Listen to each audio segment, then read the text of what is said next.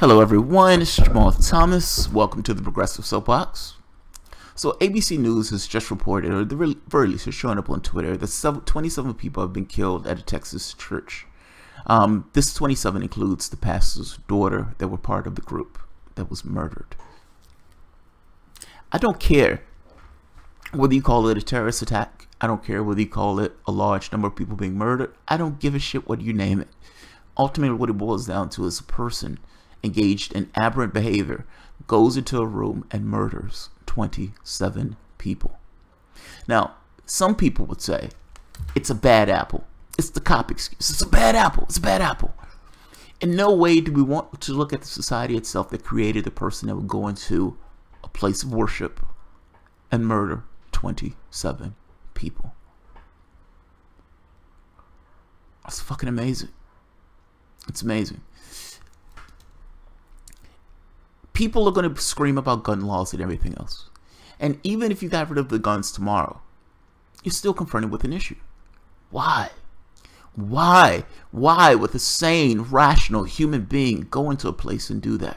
And what would cause a human being to go into a place and do that? Our society only looks at the individual and says it's a bad apple. The problem is it's not a bad apple. We've just had a large number of people being murdered in Las Vegas. Now, again, I don't care if you call it terrorism. I don't care if you call it this kind of white rage out, this guy murdering all these people. I don't care what you call it. The brass tacks of it is 27 people that were on this planet that was breathing and eating and everything else and worshiping a God that I don't necessarily believe exists were murdered by a fucking maniac. And the thing that I'm getting at is, why does that maniac exist? And why do we have so many maniacs in this country? And I'm making this point that maybe they're not just maniacs. Maybe there's something in your society that drives people to behave in very horrible and aberrant ways. You've had multiple homicides or multiple shootings nearly every day. Are all of those people bad apples? At which point does it become, okay, it's not a bad apple. This is some factor of our society, some cancer that's built into the way we organize ourselves that's pushing these people to behave in these particular ways. At which point? How many? Give me a number. At which point is it not a bad apple and it's a problem with the thing or the storage facility itself? At which point? What's the number? What's the number of human beings that get put into a meat grinder until the society looks and says, maybe we need to do something about the way we organize ourselves? Your society is completely incapable of dealing with this because your society only looks at these things from the individual level. That particular guy did something and that very specific guy needs to be punished. And your society is blameless. Your society is blameless. Your society is not blameless. That's my point. No sane human being goes in and do this. But the problem is that you've had people who are going out and doing this nearly every day. Even if your society got rid of guns tomorrow, do you honestly believe that the violence in this way would stop? Do you honestly believe it? This guy can't get his hand on a semi-automatic rifle. This guy gets his hand on a hammer and he bashes 5 people in the head. It is very true that it's not a gun. He didn't necessarily kill 27, but he still bashed 5 people in the head. Why? Why? Why does an individual do that? That's the point I'm trying to get at. Not so much as let's get rid of the weapon itself. I'm talking about the individual itself. Conservatives are not fully wrong on this. They're insane in believing that, this kind of Second Amendment thing, fair enough. But there's a point in saying, well, wait a minute. Can we make the point in saying that it's not just the gun?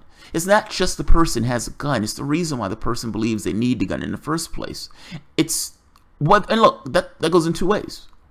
Either that person is so weak and terrified that they believe that they need to protect themselves at all time, or that person feels some kind of way when they have a gun where they feel this kind of authority of sorts, as if this gun gives them this kind of personal affirmation. I can put a man down at any point. I'm holding the power of life and death in my hands. Both of those situations mean that there is something fundamentally wrong with your society, because for that person to need to feel either way, there's something fundamentally wrong with your society. That's what I am getting at. There are no easy solutions. There is not a situation of let's just get rid of guns, we solve this issue. That's not about just getting rid of guns. You have half of your country is in poverty. You put this people in this country into these situations where they're consistently debt-ridden, they're consistently in this situation where they're in this hamster wheel, where they get just enough resources to make it to the next few weeks, in which case they get just enough resources to make it to the next few weeks. And the ability for them to eat, to feed themselves, to put a roof over their head is purely dependent upon the labor that they can squeeze out of their broken bodies. And you're shocked that these people experience aberrant behavior. This is not simply for the devil in this case. That's not what I'm getting at. I'm getting at that I'm sick of doing these particular videos where I'm pointing to something that everybody knows is an issue. That's what I'm getting at. I don't know what caused this guy to do this. I'm talking about it is not unforeseeable to say that if you put people under pressure, that you're going to get aberrant behavior. You awash the country in guns, and then you put pressure, you put this pressure cooker in regards to what these people endure. And you're shocked that there's aberrant behavior. You're shocked that there's gun violence every day. You're shocked that there's mass shootings and mass homicides every day. There's so many mass shootings and mass homicides that they've gotten to the point where they don't even get reported. That's how many. Whether you want to talk about cops murdering civilians, whether you want to talk about people hurting and injuring other people, however you want to put it, there is a cancer, there is a problem in the way that we've arranged ourselves, and it is being exhibited in the aberrant behavior that these people are showing in when these outbursts. It's like your body has an illness. It's like you're missing a vitamin, you're missing a nutrient, and your body is experiencing pain, it's experiencing some kind of jaundice or some kind of thing popping out on your skin. It's trying to alert you to an issue. Putting a salve on it isn't going to do it. That's not going to cut it. Sometimes the problem lies deeper than just the surface solution that politicians tend to deal with. How you're arranged does affect the individual. It is not just purely the sake of the individual. When you put somebody on trial, are you putting that person on trial? What was the upbringing that person deal with? What caused that person to behave in that particular way? Are you telling me that the factors that act on a person are purely distinct to the person itself? If a child was raised on Vulcan, would that person act like a human being? Or would that person act like a Vulcan?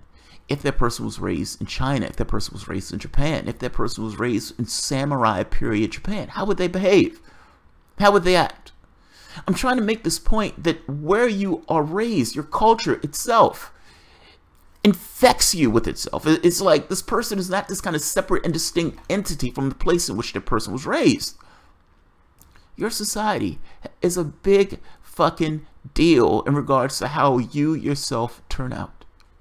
There's an aspect of you that's you, but let's not pretend as if there is a massive influence from where you were raised, how you were raised, the society to which you're raised in, the resources that you had at your disposal, the things that you yourself are able to deal with, and how you deal with those things.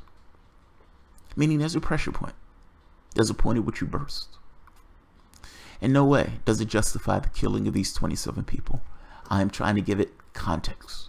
I'm trying to put this in context in a way of saying, I understand that this person did something fucking horrible. I don't want the next person to do something fucking horrible. But there will be. I'm going to make a prediction. In the next few months, there's going to be another mass killing. And a few months after that, there will be another mass killing. And another. And another.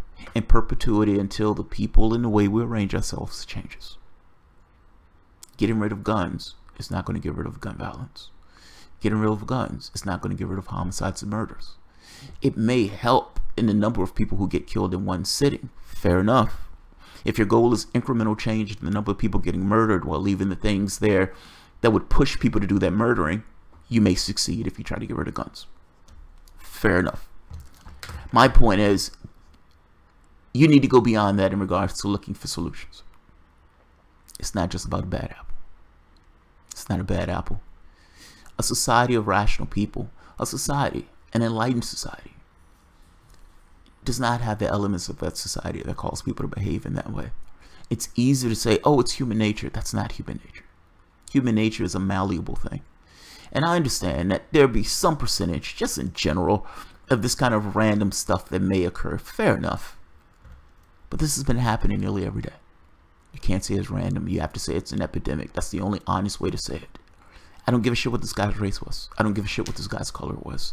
I don't give a shit if he did it for Allah. I don't give a shit why he did it, in the sense of, you know, whatever surface reason it came out. I care about this from a societal standpoint. How do you deal with the things that affect your society? And is there any political solution to dealing with these things, to actually dealing with these things? Not, oh, this guy had a gun and this guy went nuts. Why did that guy have a gun? Why did that guy go nuts? What are the roots of that? And if you're getting to the root of it and you're saying to yourself, okay, there was some societal influence that pushed this guy to behave in this way, and no, he shouldn't have behaved in this way, but the aberrant behavior can be explained based upon the context in which he was raised, based upon the factors that were acting on him. He was weaker than others. But other people were given that particular stress and didn't behave in that particular aberrant way. Fair enough. But were there stressors to push the behavior? Were there things in your society that drive the behavior? That's what we're getting at. Doesn't give him a free pass. Does not give him a free pass at all. And I don't say this. It went under any idea of giving anybody a free pass. I say this from the perspective of context. How do you prevent this stuff from happening? You prevent this stuff from happening by pulling out the roots that cause it. Whatever those roots are in your particular society. I'll leave it at that. I don't want this one to go long. I just get sick of seeing these large-scale murders. And the society looks at us and say, bad apple. Bad apple. You have bad apples nearly every day. It's not a bad apple when it happens nearly every day. No, you don't have these large, splashy ones of 27, but you just had a killing in Las Vegas. Understand these people saying false flag. Yeah, I don't believe it's a false flag. I don't have this thing in my head to say each and everything that comes up is a false flag. And false flag or not, to what end? It's like, to what end? Your country is awash in guns. Your country is awash in poverty and difficulty. And you believe that this idea of aberrant behavior is not necessarily going to take hold when your country is awash in guns and your country is awash in trauma and difficulty and stress and debt peonage and pressure.